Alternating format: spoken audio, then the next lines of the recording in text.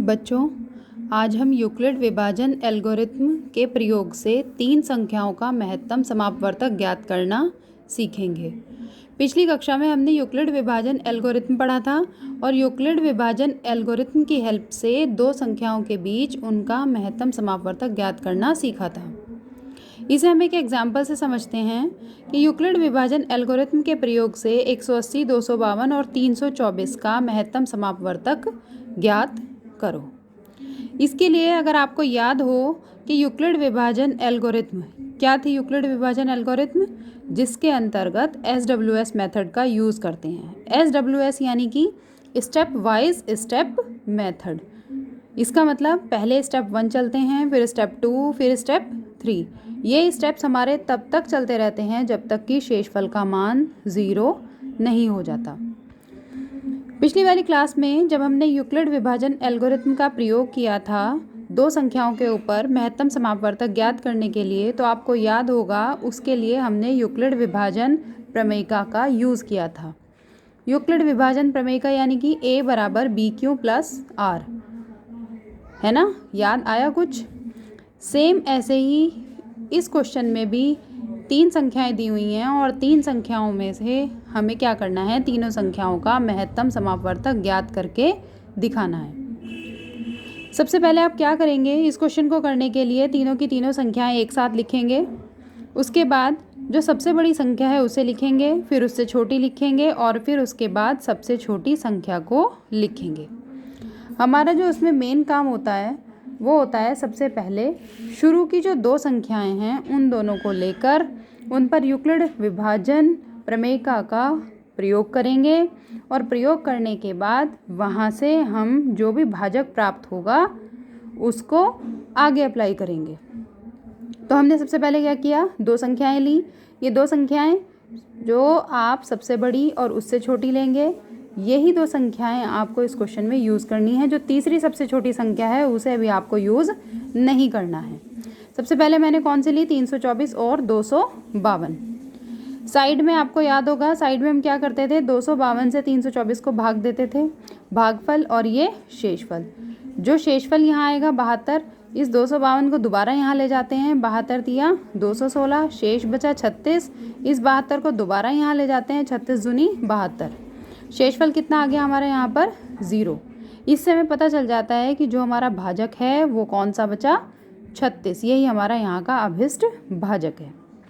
अब हम इस पे क्या करते हैं, यूक्लिड विभाजन प्रमेयिका को अप्लाई करते हैं। अप्लाई कैसे करेंगे, यूक्लिड विभाजन प्रमेयिका यानी कि A बराबर BQ प्लस R। A की जगह आप क्या रखोगे, 324, फिर BQ प्लस RR यानी कि आपका क्या है, शेषफल। ऐसे भी लिख सकते हैं, देखो ऐसे आप ध्यान दो, 324 बराबर 252 गुणा 1 प्लस 72। तो 324 बराबर 252 गुणा 1 प्लस 72। शेषफल देखो, शेषफल कितना आया था, 72, यानी कि वो 0 के बराबर नहीं है। अब हम क्या करेंगे, अब हम इससे आगे चलेंगे।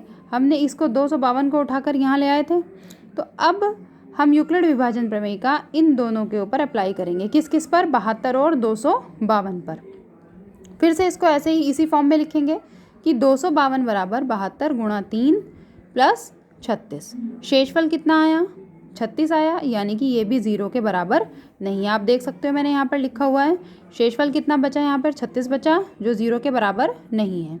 और हमें ये स्टेप कब तक चलते जाने हैं, जब तक कि हमारा शेषफल 0 ना आ जाए। अब हम नेक्स्ट स्टेप की ओर बढ़ते हैं।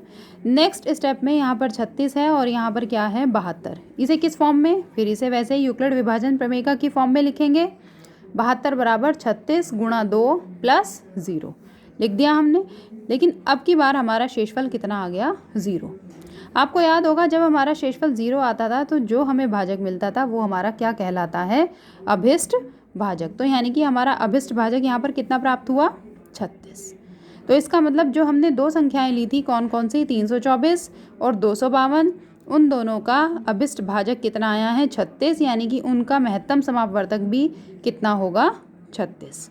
अब हम इससे आगे की ओर बढ़ते हैं, क्योंकि यहाँ पर हमने संख्याएं 2 नहीं 3 यूज़ करी थी, है ना। क्वेश्चन में क्या दिया हुआ था, 3 संख्याएं। अब देखो, आपने इन दो संख्याओं का तो अभिष्ट भाजक निकाल दिया, कितना आया है 36। अब हमारे पास दूसरी संख्या कौन सी बची, 180। अब हम कौन कौन सी दो संख्याओं को लेंगे, 180 को और 36 को। आगे बढ़ते हैं, मैंने यहाँ ऊपर लिखा है जानकारी के लिए। अब उन तीन संख्याओं में से शेष जो तीसरी संख्या हमारी बची है 180 और जो हमारा प्राप्त में से यानी कि अभिष्ट भाजक जो हमें मिला है 36, उसके बीच में हम क्या करेंगे, यूक्लिड विभाजन प्रमेयिका को अप्लाई करेंगे। उसके लिए फिर से आपको ऐसे ही करना है, 36 से आपको भाग देना है 180 को, तो 36 पंजे 180, शेषफल कितना आ गया 0। कितना शेषफल आया आपका 0। और ये स्टेप यहीं पर ख़त्म हो गया है ना, हमें इसमें आगे चलने की ज़रूरत ही नहीं पड़ी क्योंकि हमारे फर्स्ट स्टेप में ही शेषफल का मान कितना आ गया 0। अब हम इसे लिखेंगे 180 बराबर 36 गुणा 5 प्लस 0, यानी कि शेषफल 0 है। तो जो ये हमारा अभिष्ट भाजक है यही हमारा क्या कहलाएगा, अभिष्ट महत्तम समापवर्तक, यानी कि तीनों की तीनों जो हमारी संख्याएं हैं उसका अभिष्ट महत्तम समापवर्तक कितना प्राप्त हुआ हमें, 36।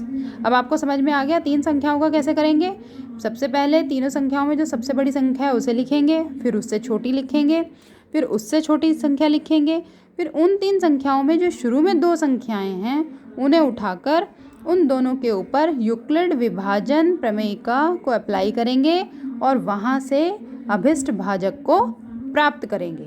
फिर जो अभिष्ट भाजक हमें प्राप्त होगा उस अभिष्ट भाजक को तीसरी संख्या के साथ लेकर फिर उन दोनों पर यूक्लिड विभाजन प्रमेयिका को अप्लाई करेंगे और लास्ट में जो हमारा अभिष्ट भाजक आएगा वही क्या होगा, हमारा अभिष्ट महत्तम समापवर्तक।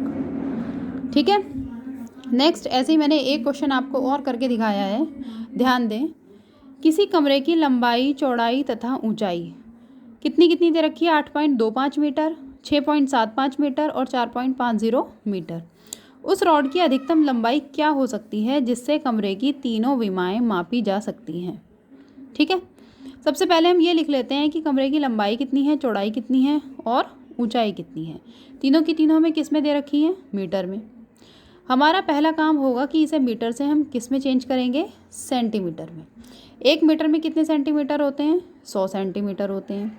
यानी कि इस मीटर को जब हम सेंटीमीटर में चेंज करेंगे तो 8.25 गुणा 100 यानी कि कितना आ जाएगा, 825 सेंटीमीटर।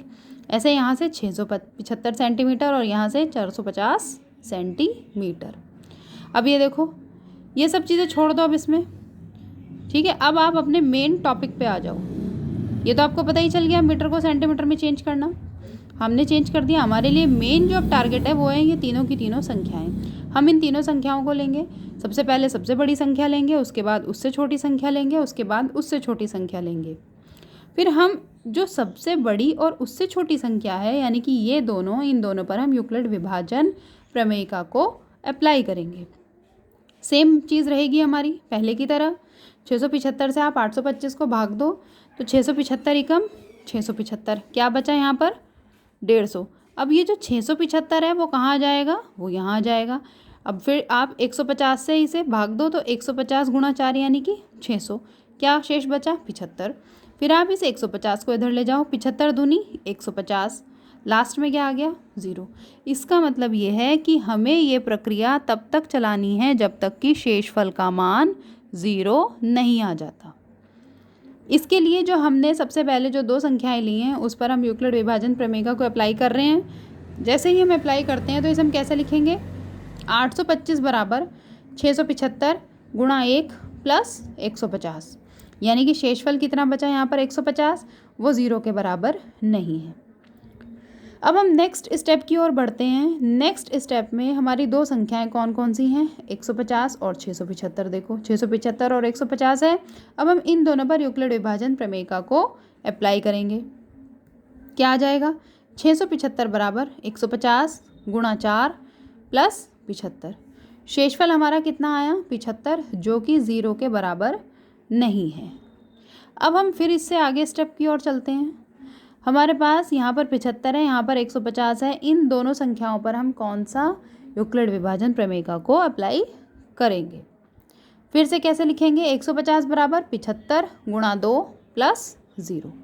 अब इस स्टेप में हमारे शेषफल का मान कितना आ गया है 0। शेषफल का मान 0 आने पर ये जो 75 है ये क्या मिला आपको? भाजक, यानी कि इन दोनों संख्याओं का अभिष्ट भाजक आपको कितना प्राप्त हुआ? 75। तो यानी कि इन दोनों संख्याओं का महत्तम समापवर्तक भी क्या होगा? 75। यहाँ तक हम स्टेप चल चुके। अब देखो, आप सिर्फ इन दोनों नंबर्स को लेकर चले थे, तीसरा नंबर तो भी लेकर नहीं चले थे। अब हम किस किस को लेकर चलेंगे? इस तीसरे नंबर को और साथ में इस 75 को। और इन दोनों के ऊपर हम क्या अप्लाई करेंगे? इन दोनों के ऊपर हम अप्लाई करेंगे यूक्लिड विभाजन प्रमेयिका को। सेम चीज़ अब 150 और 75 पर यूक्लिड विभाजन प्रमेयिका का प्रयोग करने पर कैसे लिखेंगे? 150 बराबर 75 गुणा 2 प्लस 0। वही सेम चीज़ जो मैंने आपको पीछे बताई। भाजक कितना आ गया आपका? 75 में से कितना आ गया आपका? 75। अब 450 और 75 ये दोनों संख्याएं आपने ली, क्योंकि तीसरी जो हमारी शेष संख्या थी वो तो 450 ही थी। ठीक है, और 450 75 से बड़ी है, ऐसे भाग देकर दिखाएंगे। 75 गुणा 6 कितना? 450। शेषफल यहाँ पर पहली बार में ही क्या आ गया? 0, यानी कि हमें आगे स्टेप चलने की ज़रूरत नहीं पड़ी। अब जो हमारी दोनों संख्याएं हैं 450 और 75, इन दोनों का हमें अभिष्ट भाजक क्या प्राप्त हुआ? 75, क्योंकि यहाँ पर शेषफल का मान कितना आ गया? 0। और 75 ही पहले उन दोनों संख्याओं का आपको भाजक प्राप्त हुआ था। तो यानी कि तीनों संख्याओं का जो अभिष्ट में से होगा, उसमें भी 75 आया था, इसमें भी 75 आया था।